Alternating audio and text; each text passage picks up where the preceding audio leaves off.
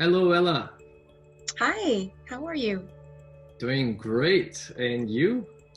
I'm great, thank you. I'm liking the butterfly touch to the wall.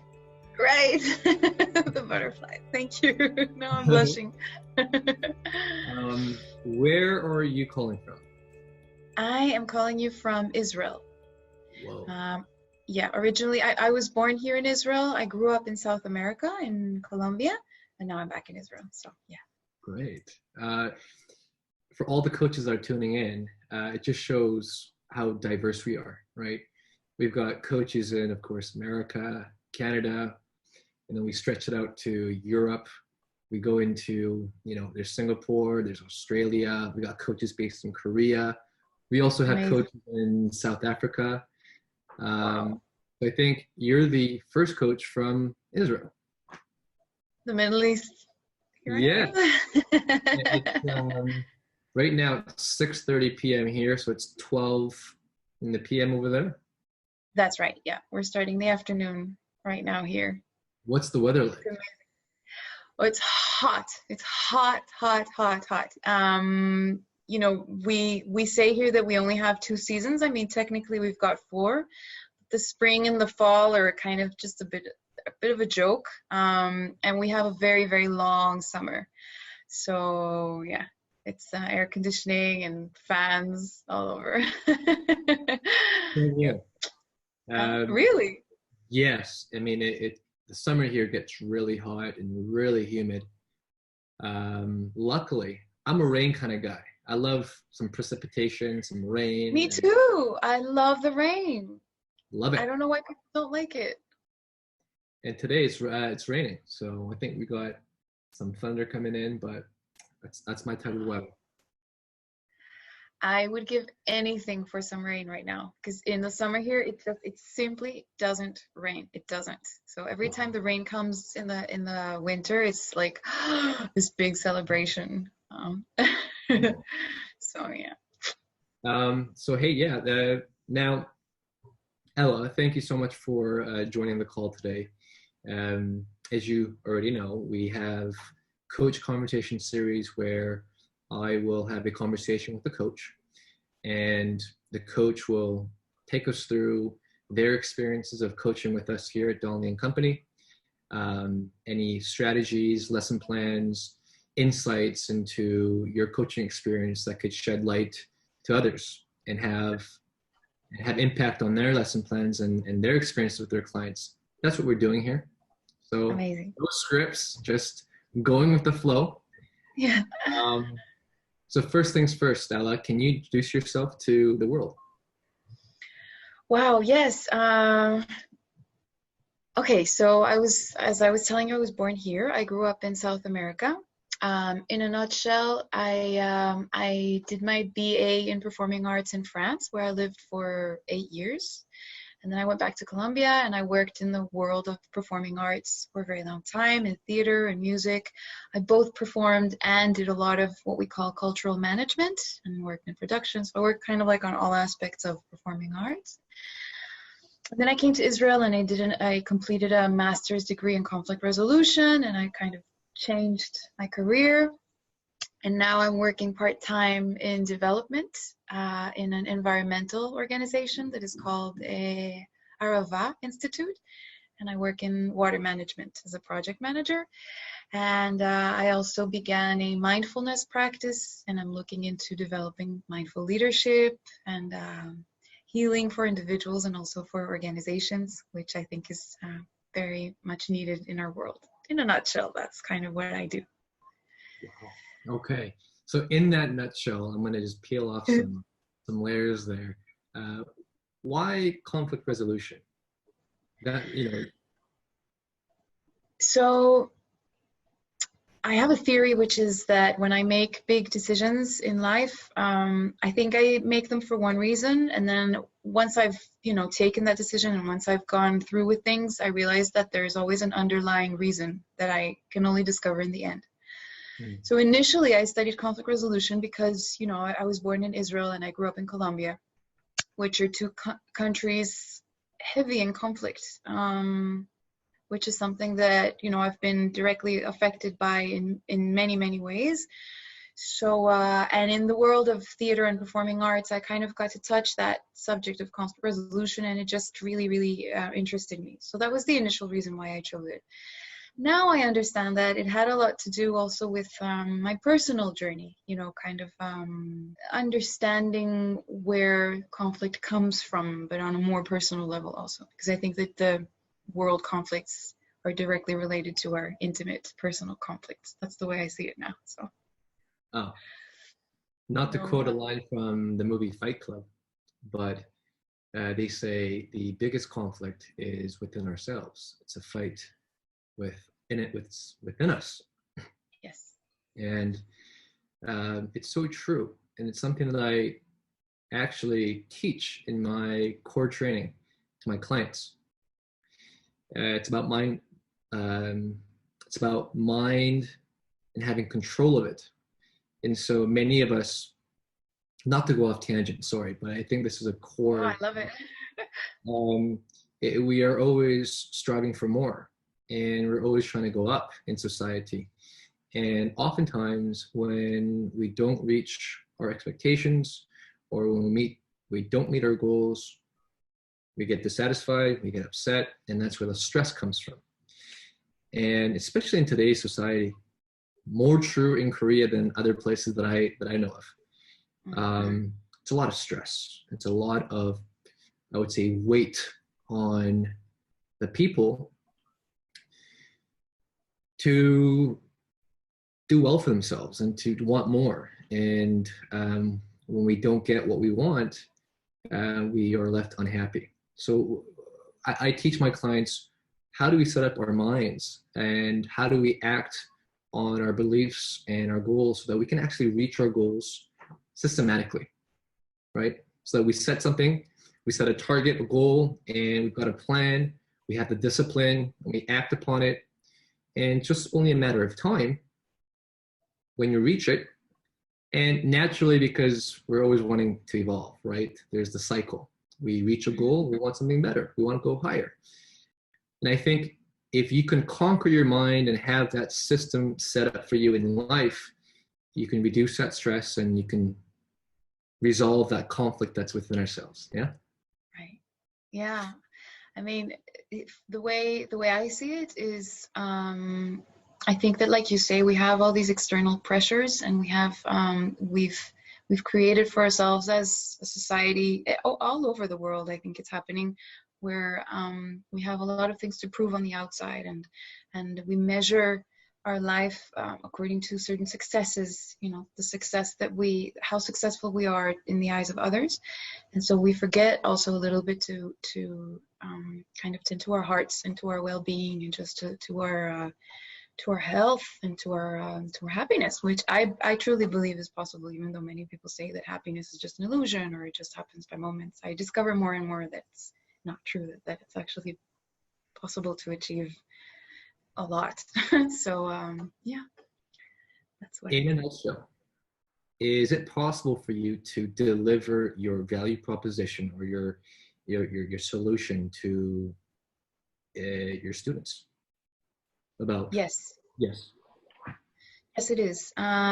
First of all, because if we're talking about mindfulness, which to me has to do with being in the present moment, being able to look more on the inside and to kind of be with yourself, it's something that you can do in anything and in everything. And kind of connecting with someone in order to develop language skills is just another component of it. It's just another aspect, because it has to do with communication. It has to do with ideas. It has to do with dreams. It has to do with motivations.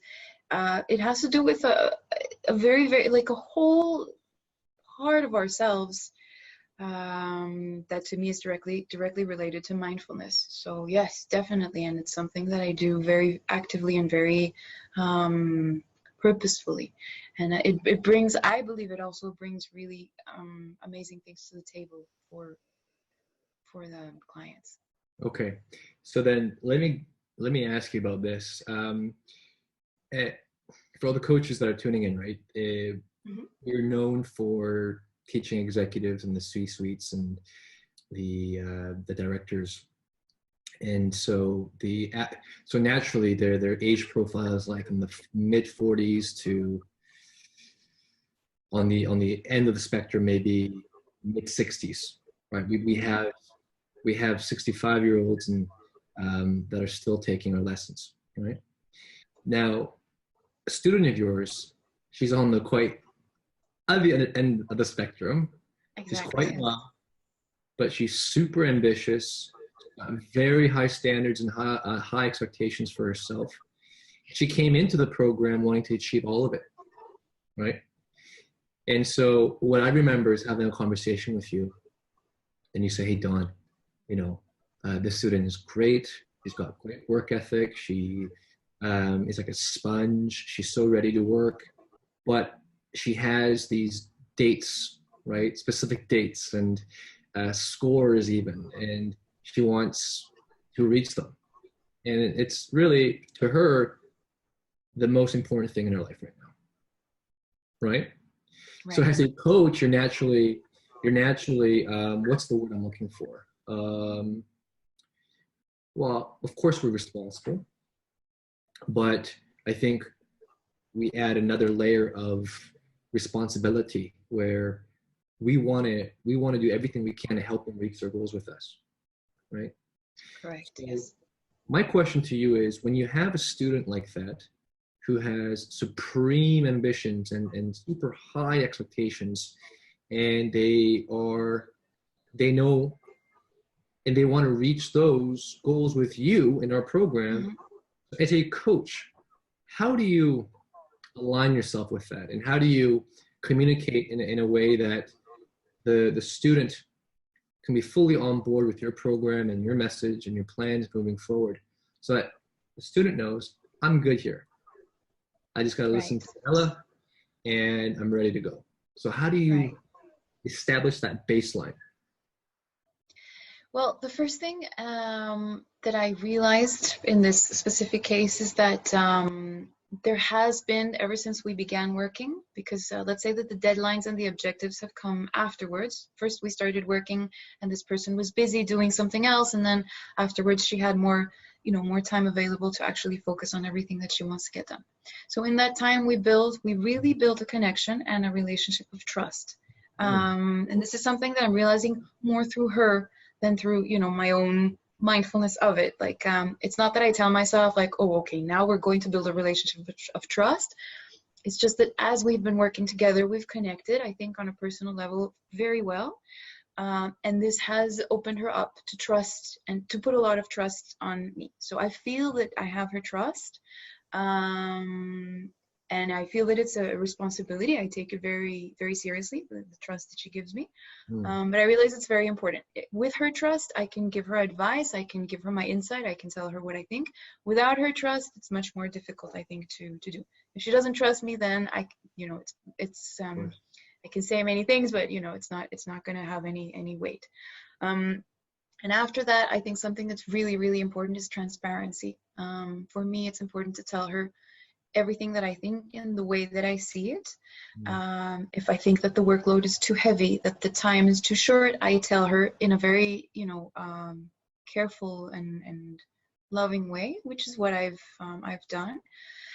And then from there, we try to find together, and with you and, with the whole team, which is amazing to be able to do that, kind of come up with a plan, a support plan that is strong, solid enough that she can really, really feel that she has all the tools that she needs to develop and to do the work. Yes. So I would say those are the three things, kind of trust, and then transparency, and then a strategy to get things done. There was something else that I was going to say. No, I guess that's it. I'll come back to you.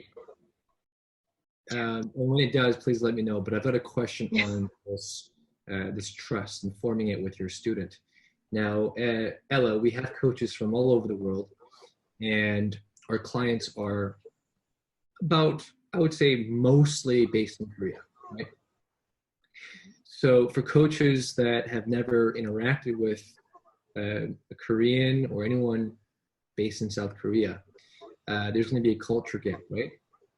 And so I'm sure coaches that are watching this would be very, very interested to know what did you do? What was your process in trying to connect with your client, right? What did you do?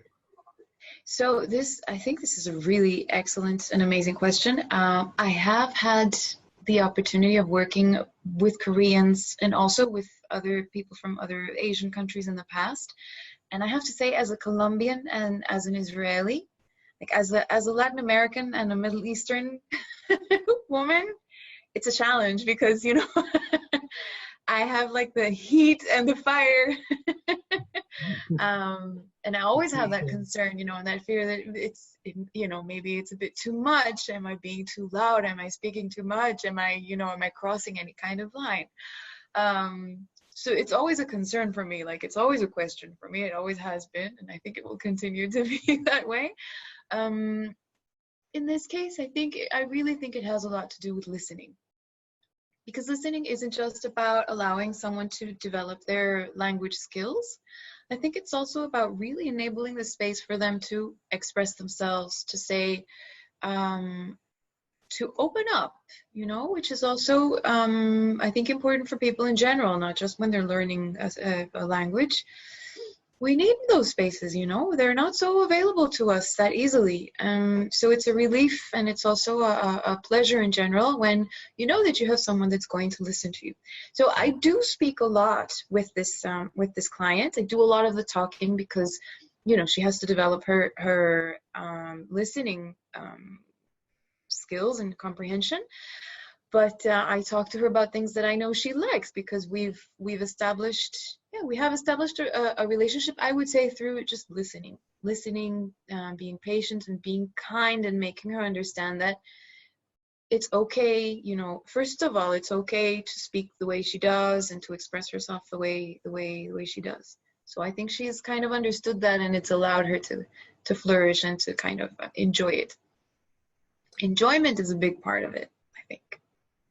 I think you nailed a nail in the coffin. It is listening. You're completely right. It's a relief when you have someone that will listen to you, right? It's not going in one ear and out the other. She actually really listens. And whoa, she remembered that from 3 sessions ago. And goodness, that was a month ago that I think I remember telling her. She is bringing it up now. When you have that sounding board and you have that person that you can depend on and rely on, surely they're just a good listener, a great listener. Thank you. Then it does form that trust. And so I think your point on that is fantastic. I think for anyone that is or just newly joined coaches, or coaches that have been with us for a while, it's refreshing to hear that again. Listening, right? Thank you. Now, okay, so I'm trying to go back to my original question, which was, how do you deal with a client that has like supreme ambitions and crazy goals? Not crazy, but just really. Oh yeah, it's like, oof.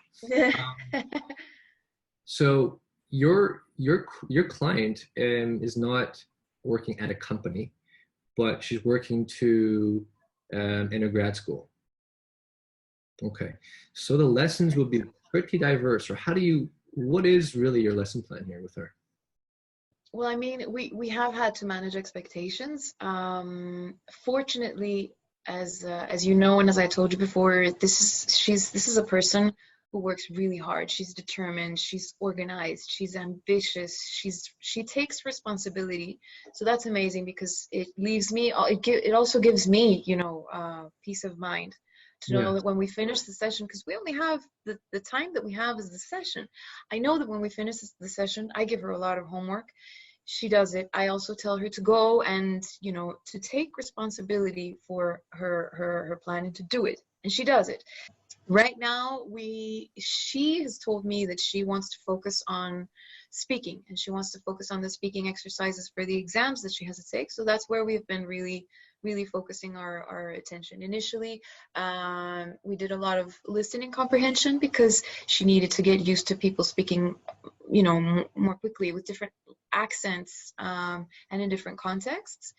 And I think she's become more and more comfortable with that. And then from then we started working on the speaking.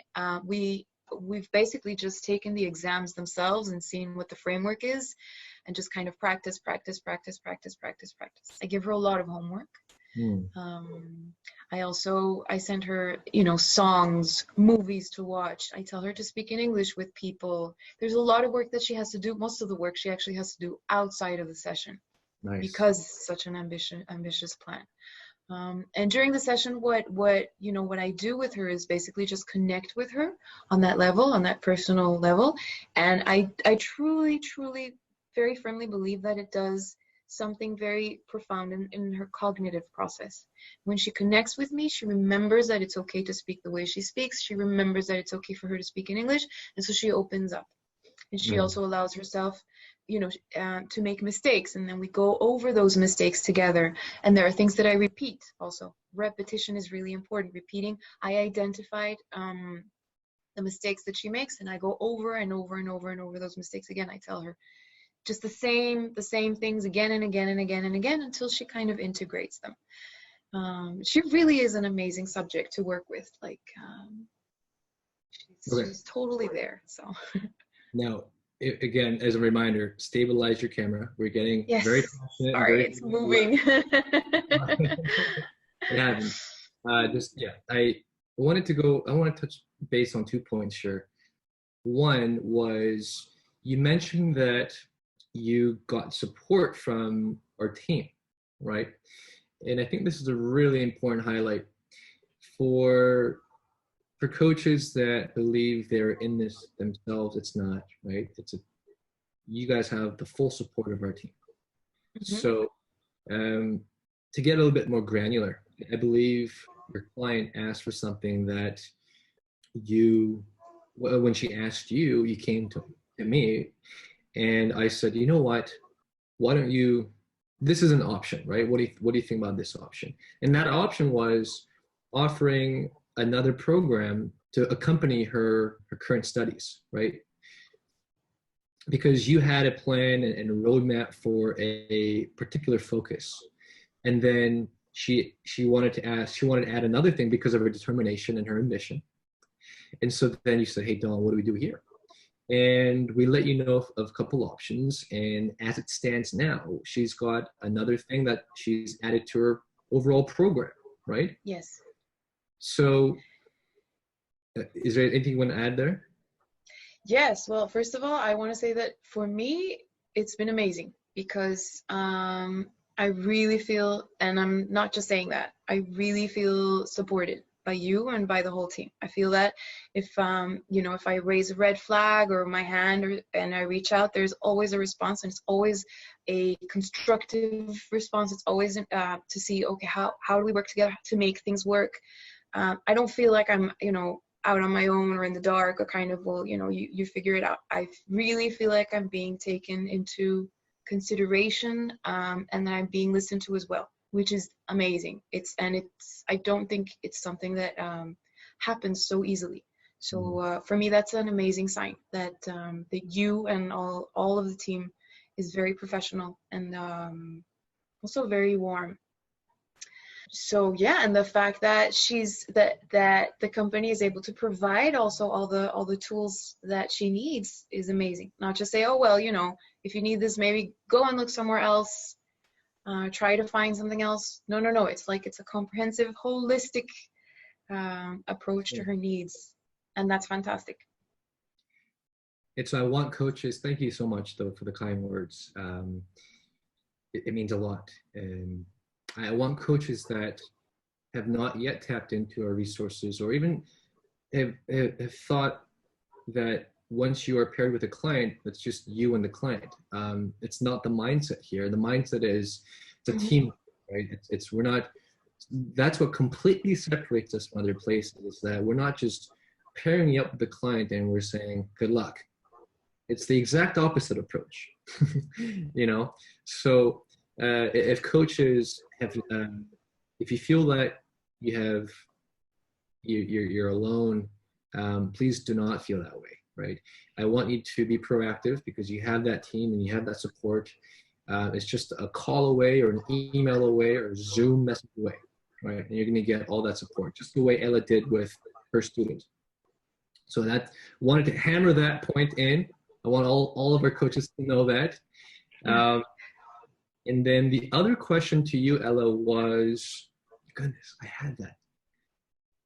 You forgot to. Look, I think the butterfly is really it's just like floating. It's right there, but come back to it. Can you fill us in here while I'm thinking? Yes, I was going to say something to her. Now I can't remember what it was. Yeah, no, also in regards to what you're saying now in the conversation that we're having about, you know, the team and how you're so available and open. It's also, for me, it's really important because there's a huge difference between reaching out from a place of trust and doing it from a place of fear. I know now that when I reach out to you or to Michael or to Gina, it's I can do it without having to be afraid. And for me, seriously, it makes all the difference. All of it. You know, love hearing that. You know, love hearing that. I love it. You know, it's one of my. I love hearing that. I got back to what I was thinking was. Oh my. Yes. So you're saying that. I can't quote you exactly, but you did say that there's so much that happens outside of the classroom. And this is really important. I just sent out an email to all my clients. I said this. Mm-hmm. I said, I said, you know, having these one-on-one sessions and it's fine, it's great, right? But you can do so much more. And if you want to have speed in your development of English, if you want to achieve that speed, that acceleration, then there must be something going on outside of the class. Not just the 1 hour with your coach, but before and after. Yeah. And so, and to be short, I've told them about my self-study program. It's the thing that we really, really emphasize here at DL&Co. It's that, mm-hmm. Yes, you're an amazing coach like Ella, but on top of it, you are responsible for investing time into your self-study, right? And I think, Ella, you're doing a great job of providing that homework and those exercises and, you know, notes and emails and calling your client. So the client just knows, wow, she's not here just for the 1 hour, but she's really here for me. That's a huge impact, of course. But secondly, it's really developing this habit and this culture between you and your client that, hey, when we have these one-on-one sessions, we're going to rock it. It's going to be amazing. I'm here for you. And you're here for me, right? It's in tandem. But also, what is going to be expected is outside the classroom, there must be work to be done so that we can reach our goals together, right? I know this is a long question, but how did you even establish that? Because you can't, after the first session, you're not going to be like, hey, do this homework, do this exercise, right? No. What was that process in developing that relationship? So I think that there's something a little bit tricky, and this is, my mother is an English teacher, and she's taught for she's been an English teacher for almost 40 years, and it's almost since I was born, and she really is the expert. So I talk to her a lot about, you know, my experiences. I ask her questions there. Yeah, you want to bring her in. She hates computers. But yeah, if you want, I'll she's amazing. She really is. I shouldn't have said that, but anyway. She tells me a lot about her experience, you know, teaching and coaching. She's taught people from all ages and from all backgrounds. And there's always the speed element, the fact that people want to come in and they want to learn this like it's something, it's just a skill that you acquire. You go to a few classes, you learn a few things, and then that's it, you can speak. And that's just not the way that a language works. There's so much more to language. There's a whole entire way of seeing the world. There's a whole entire process that your mind needs to get used to. There's a whole how do you call it? How do you say it in English? Like when you have to soak yourself into it. And it takes time, and it takes patience, and it takes, stumbling and getting up again, and it takes repeating. It takes it's a whole movement. It's a whole dance. And a lot of times people, especially business people, are in a rush. They say, okay, well, I want to learn this by this time. And it's like, well, I can give you all that I have and all that I know, but your mind is going to take time to get used to it. It needs time. So speed is always a word I'm a little bit apprehensive of, a little bit afraid to use. I don't really believe in speed learning languages. I may be wrong, but the way I feel is that it's always going to take time. So the first thing I do is give her time. Or him, I make sure to give them the time to get used to me, to get used to our conversations, to get used to our dynamic, and to warm things up. And then once that happens, start dropping in more things and more work. And then at this point, yes, because there is such a specific and such an ambitious plan, like, okay, we had to open up that conversation and say, all right, well, if you want to do this, you're really going to have to work very hard, and it's on you. It's your responsibility. I think it's very important also to understand where responsibility lies, and to be clear about the fact that the client is responsible for their learning process. Yeah, but I do like to also mention to them that it takes time, even though they don't always believe me. Most of the time they don't. No, patience is not. Yeah, patience is a virtue, but it's a lot of the students that we bring on board, they want quick results, rightfully so. I mean, the career is directly impacted on them achieving their goals with us. Yes.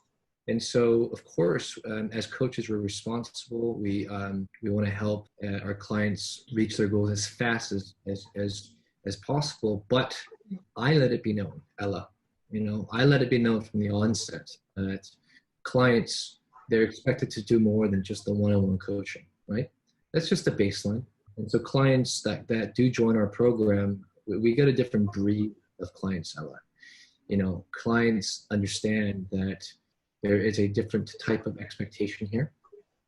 And so naturally we attract those types of clients, the hungry, the determined, the proactive, action-based clients. So as coaches, I think it's just really being their guide, being a coach, right? That's what we call ourselves, coaches, not just teachers. And I think it makes for a great experience for all of us involved, coaches, clients, team. And we're striving to do more for our clients and coaches. And I'm excited to share our plans. Ella, I went completely off tangent there. But No, but I don't think I think it's totally on point. I think it's really, really relevant and important. And I would add something to what you're saying, which is pleasure. I think pleasure is also a very, very, very central aspect of learning anything, and learning a language as well. The more pleasurable you can make it for them, the easier it's going to be for them to learn. There are things that are less pleasurable. Right. The more pleasurable the experience can be for them, the more they're going to be open, and their brains are going to be open to kind of absorbing the information. You said that the cognitive experience for your student comes from when their stress levels are not at the highest. It's going to be right in the middle, right? Exactly. If you're too relaxed and there's no pressure at all, then your rate of learning and your performance, right? We're talking about the student here. The student's performance will be equally low. But as you go up, right? It's okay. But as you go up the stress level, and your performance goes equally high, but there is a dip when it's too stressful.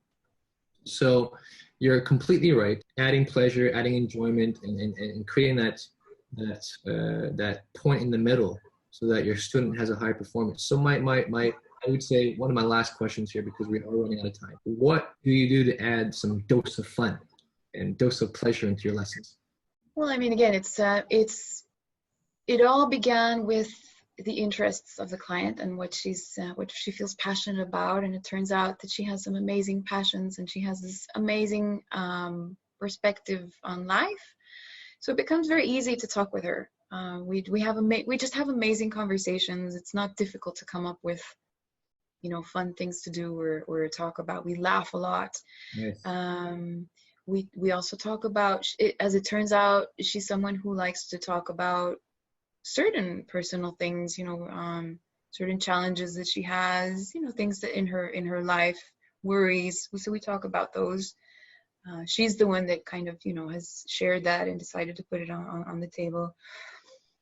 So I don't think it's such a complicated formula, basically it's see what she likes, what she's interested in, what she feels, passionate about, and look for those things. At first we were working also a lot in reading comprehension, and the articles that are available are amazing. So I looked for articles that I knew would be interesting for her, and she loved them. So it's just, it's like buying a gift for someone that you love, or that, I mean, yes, I do. I love my clients. So it's finding the right gift for them and just kind of sharing it with them. So Right. we do a lot of, she loves watching movies. So I try to find the right movies for her to watch. She loves listening to music. I mean, things that we share. And so basically that's it. And yeah. Great. All right, Ella. Before we go here, is there anything you want to say to our coaches, new, old, veterans, anything before we go? Wow, I don't know. On the spot. Something on the spot. Well, I'm very happy to share this virtual space with everyone. And if there's one thing that I would say, which is like the thing that I'm advocating for the most right now in life, is just, be mindful, be present, breathe, enjoy, and connect. Ooh, I like that ending. We'll see how many people take that advice and actually Right. me included. I try my best, but right. So I think that brings us to a close. Ella, I think this has been one of the more enjoyable calls that I've had. Oh, thank you so much. Thank you. Thank you. And I certainly look forward to chatting with you again in the future, but very appreciative and thankful for all that you do for your clients. I know exactly, because I do talk to her. So you're doing an amazing job. Please keep it up. Thank you. Yeah, that's it. Thank you so much. All right, thank you for everything. All right. See you soon.